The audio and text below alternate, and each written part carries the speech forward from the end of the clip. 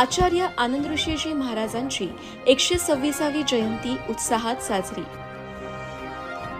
दक्षिण पुण्यातील जैन बांधवांची पंढरी म्हणून ओळखल्या जाणाऱ्या आनंद दरबार दत्तनगर कात्रज येथे राष्ट्रसंत आचार्य भगवंत परमपूज्य श्री आनंद ऋषीजी महाराज यांच्या 126व्या जन्मजयंती निमित्त आयोजित विविध धार्मिक, सामाजिक आणि पुरस्कार सोहळ्याला भाविकांचा उत्स्फूर्त प्रतिसाद मिळाला। आचार्य आनंद ऋषीजी महाराजांच्या विचारांना आणि सामाजिक कार्याच्या प्रेरणेला अभिवादन करत भक्तिमय यांच्या वातावरणात हा सोहळा संपन्न झाला।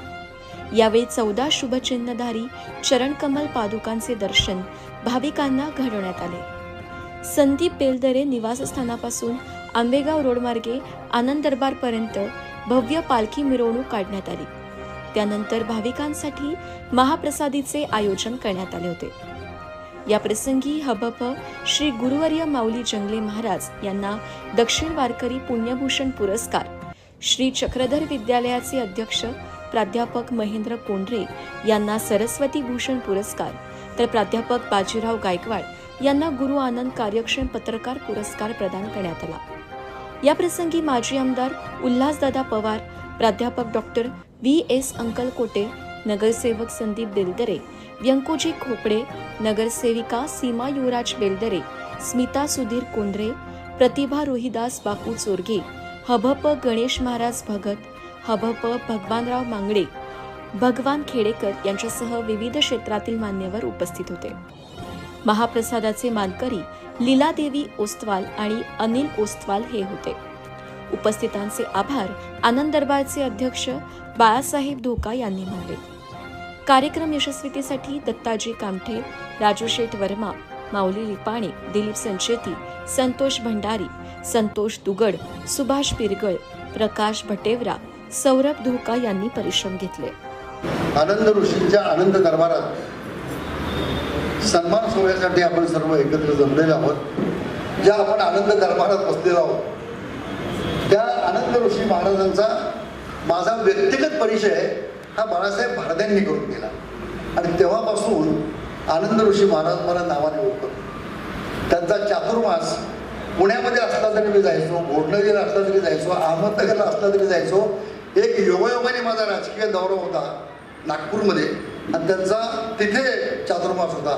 मी नागपूरला सुद्धा त्यांचं दर्शन घेतलं, हे भाग्य मला लाभलेलं आहे। त्यांचं जन्मगाव चिसोंडी नगर जिल्ह्यामध्ये आपल्या पाथर्डी तालुक्यात, त्या गावी पण मी गेलो नाही आणि माझं भाग्य बघा लोका, त्यांच्या नावाची ही शाळा नवीन इमारत, त्याचं उद्घाटन माझ्या अध्यक्षतेखाली अण्णासाहेब हजारांचे असते आणि ॲडव्होकेट भास्करराव आव्हाड हे त्यांचंच गाव, ते प्रमुख पाहुणे होते। असं त्या गावात जाण्याचं मला भाग्य मिळालं आणि ज्याचं वर्णन त्यांनी केलं की त्यांच्या पायावर शंख, पद्म, चक्र ह्या ज्या पवित्र खुणा होत्या त्या त्यांनी मला दाखवल्या आणि ज्या ज्यावेळी मी त्यांचं दर्शन घ्यायचो त्यावेळी जैन धर्माप्रमाणे मंगळीक म्हणून मला त्यांचा आशीर्वाद कायम मिळालेला आहे। अशा आनंद दरबारात आपण आलेलो आहोत आणि त्यांच्या नावाने असलेला हा पुरस्कार जेव्हा या तिन्ही मंडळींना आपण आपल्या सर्वांच्या साक्षीने या ठिकाणी देतोय आणि तो माझ्या हस्ते दिला जातोय, त्याच्याबद्दल मी तुम्हाला सांगतो, श्रावणातला माझा पहिला दिवस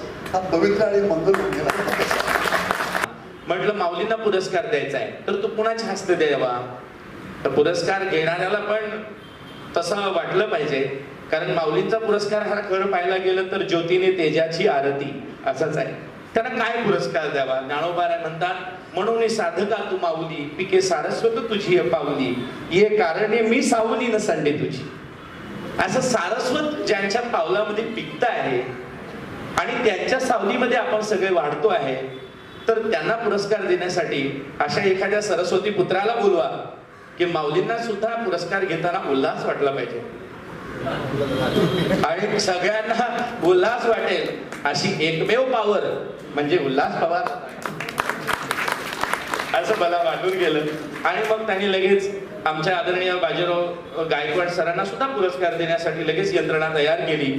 आमचे कुमारजी आहेत त्यांना पुरस्कार देण्यासाठी यंत्रणा तयार केली आणि हा अतिशय सुंदर असा सोहळा या ठिकाणी संपन्न होतोय आणि तुकोबारायांच्या अभंगातच आपण आजच्या दिवसाची यथार्थता करू शकतो। तुकोबाराय म्हणतात, आजचा हा आनंदाचा डोह आनंदाच्या दरबारामध्ये आणि आनंदाचे उठलेले तरंग, या तरंगामध्ये आपण सर्वजण तुंबूया.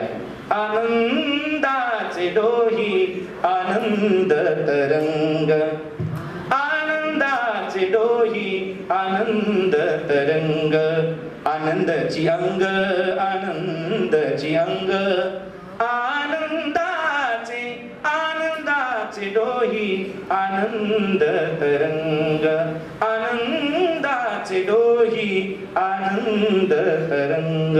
धन्यवाद. व्यासपीठ उपस्थित सर्व सज्जन, माननीय, ज्यांना कधीही आम्ही एक आवाज द्यावा आणि आमचा उत्साह वाढवण्याचं जे काम करतात ते आमचे उल्हासदादा पवार, यांचं मी खास करून अभिनंदन करतो की वयाच्या 86 वर्षी पण 82 4 वाढले का? अच्छा, वयाच्या 82 वर्षी पण कधीही मला आणि त्यात माझा फोन गेला ना, काय माहिती होतं, अच्छा आनंद ऋषी महाराजांची जयंती आली काय बाळासाहेब, डायरेक्ट बोलणार. असं दादांचं मनापासून स्वागत करतो. इथं तशी पाहिली तर जैनांची संख्या फार कमी वर्ग झाला, फक्त 25 घरे तिथं. पण मी ज्या गावात राहतो ते गाव आपलं, ज्या गावात राहतो ती परंपरा आपली.